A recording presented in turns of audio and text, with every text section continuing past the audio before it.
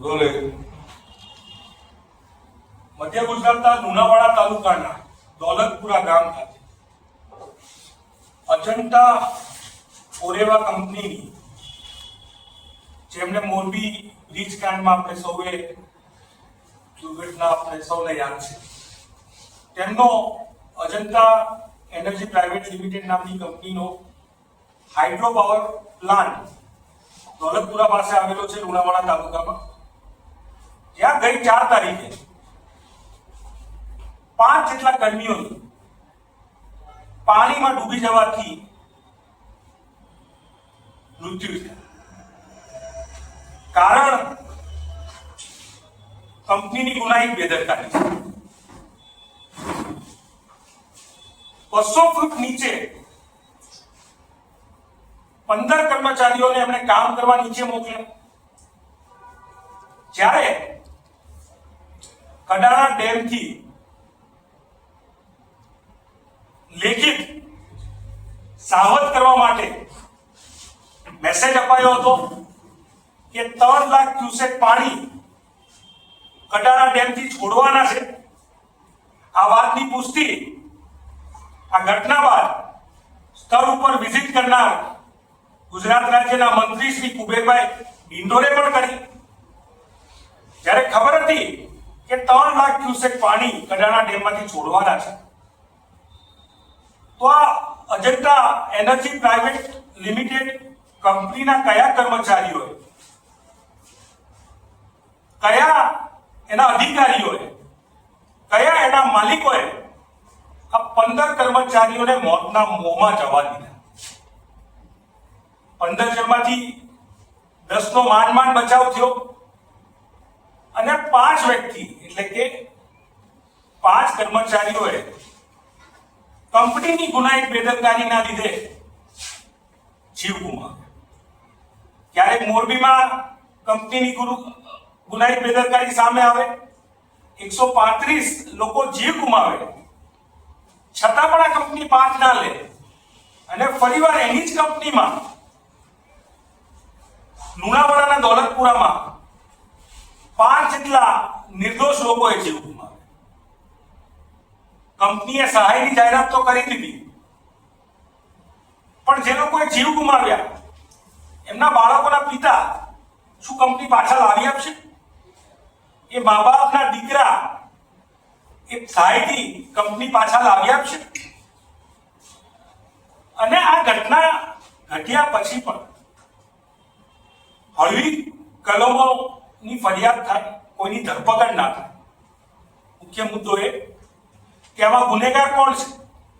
આમાં સહઅપરાધ માનવ હતો ગુનો. કારણ કે બેદરકારી ત્યારે હોય કે આટલું બધું પાણી આવવાનું હતું અથવા તો દુર્ઘટના ઘટવાની હતી, તેની કંપનીને જાણ ના. આમાં તો કંપની જાણતી હતી કે 3 લાખ ક્યુસેક પાણી એ કડાણા ડેમમાંથી છોડવાના છે. એ 10 મશીને પાણી એ હાઇડ્રો પાવર પ્લાન્ટ તરફ આવવાનું છે. તો શું કામ આ કર્મચારીઓને, હાઇડ્રો પાવર પ્લાન્ટના અધિકારીઓએ મોતના મોંમાં ધકેલ્યા? આ સૌથી મોટો સવાલ. કોઈ ચમરબંધીને છોડવામાં નહીં આવે, આવા અનેક વાર સવાલ ઉભા થયા અને કોઈ ચમરબંધીને પકડવાના નહીં.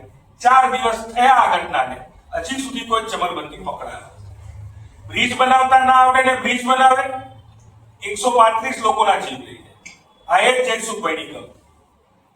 અને આજે હાઇડ્રો પાવર પ્લાન્ટ પર અનુભવ હતો કે નહોતો, પણ ડેમ વિભાગે ચેતવ્યા હતા, છતાં લોકોને મોતના મોંમાં ધકેલ્યા, પાછા 5ના જીવ લીધા.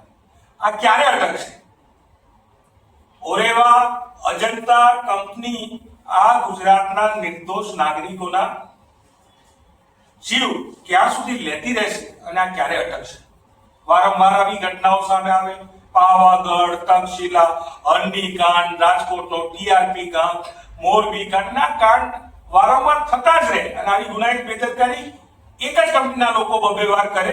એટલે હું સરકારથી માંગ મૂકીએ છીએ કે આમાં સંડોવાયેલા અધિકારીઓ, માલિકો ઉપર સહઅપરાધ માનવવધનો કડક BNS ના નિયમો મુજબ, કાયદા મુજબ કડક કાર્યવાહી થાય. તાત્કાલિક ધોરણે જે નિર્દોષ લોકોએ જીવ ગુમાવ્યા છે અને જેમના પાપે ગુમાવ્યા છે એ આરોપીઓને જેલના સળિયા પાછળ મોકલવા છે. શું ફરિયાદ થવી જોઈએ ને જે નથી થઈ કોણ છે તે છાવરી જોઈએ તમારા એ તારીખે નોંધાઈ FIR ત્યાંના લોકલ પોલીસ સ્ટેશનમાં. BNS ની 2 કલમ એમાં દેખાઈ છે, 106 અને 125. હું કાયદાવિદ નથી, પણ સ્પષ્ટપણે બેદરકારીથી આ ઘટના ઘટી છે એ ફરિયાદમાં નોંધ છે. અને ત્યારબાદ આ વિસ્તારમાં ત્યાંના સાંસદ અને ત્યાંના કોંગ્રેસના ધારાસભ્ય અને ત્યાંના મંત્રીશ્રી આ ઘટના સ્થળની મુલાકાતે લે છે ને ત્યારે મંત્રીશ્રી કુબેરભાઈ ડિંડોર પોતે સ્વીકારે છે કે કડાણા ડેમ દ્વારા લેખિત સાવધ કરવાના મેસેજ અપાયા હતા. તો આનો મતલબ એ થયો કે આ ગુનાહિત બેદરકારી છે.